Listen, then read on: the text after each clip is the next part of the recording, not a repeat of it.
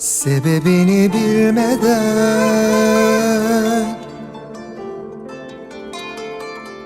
neden gidişin,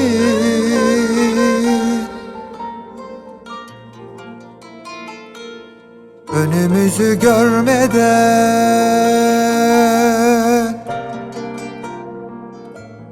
terk edişin,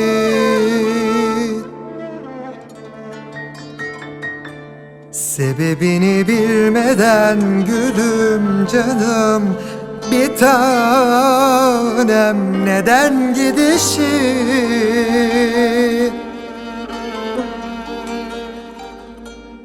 önümüzü görmeden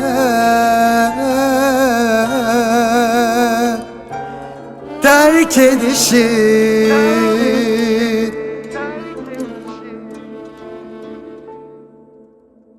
Dün gece sokağınızın başındaki güllerinizi kırdım.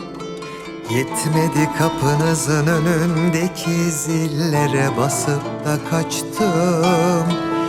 Tableti telefonu yüzüme kapattım, sevmedim hiçbirini. Aklımı fikrimi hepsini aldın, kalmadı ki gerisi.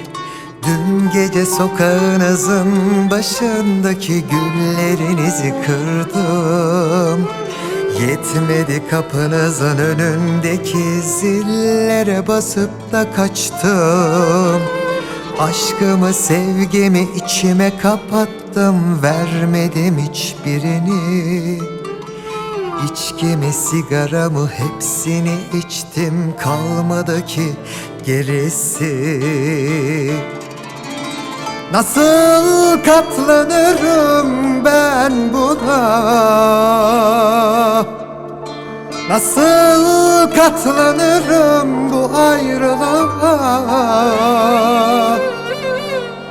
Gözyaşı benim, ayrılık benim, dayanamıyorum bu yokluğuna.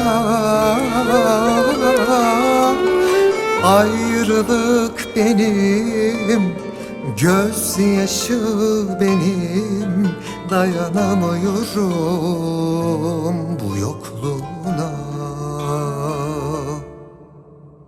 Dün gece sokağınızın başındaki, yetmedi kapınızın önündeki tableti telefonu,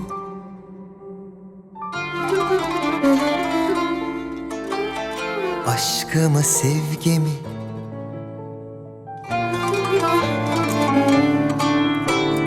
dün gece sokağınızın başındaki güllerinizi kırdım. Yetmedi kapınızın önündeki ziller basıp da kaçtım. Aşkımı sevgimi içime kapattım, vermedim hiçbirini. İçkimi sigaramı hepsini içtim, kalmadı ki gerisi.